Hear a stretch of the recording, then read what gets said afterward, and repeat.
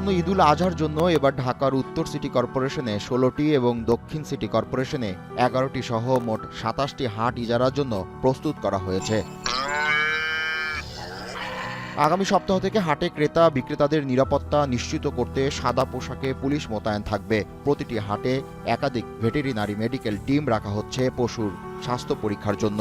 এরই মধ্যে সম্ভাব্য হাটগুলোতে বসানো হচ্ছে ইট, মাইক, বাঁশ, ছাউনি, করা হচ্ছে সুপেয় পানির ব্যবস্থা।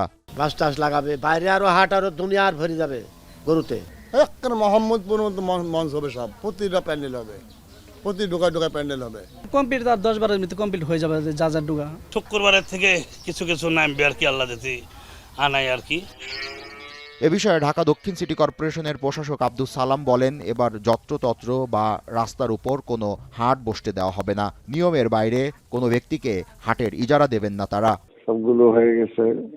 আশা করি যে এবার হাট গরু বেচার জন্য আসবে যারা ক্রেতা, তারাও যাতে স্বাচ্ছন্দ্য বোধ করতে পারে সেই ধরনের ব্যবস্থা ইতিমধ্যে আমরা নিয়েছি। কোরবানির যে সমস্ত বর্জ্য যত্রতত্র যাতে ওনারা না ফেলেন, এবং প্রত্যেকটা সেজন্য আমরা একটা চটের ব্যাগ দিচ্ছি। হাটের জন্য যা যা করা দরকার সবকিছু করা হয়।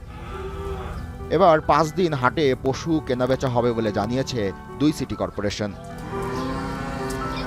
সীমান্ত এলাকায় পশুর হাট বসানোর উপর নিষেধাজ্ঞা জারি করা হয়েছে।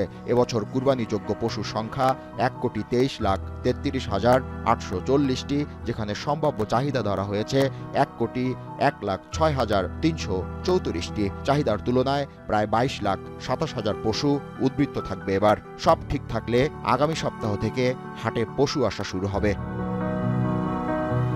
জাবেদ আব্দুল্লাহ, এখন, ঢাকা।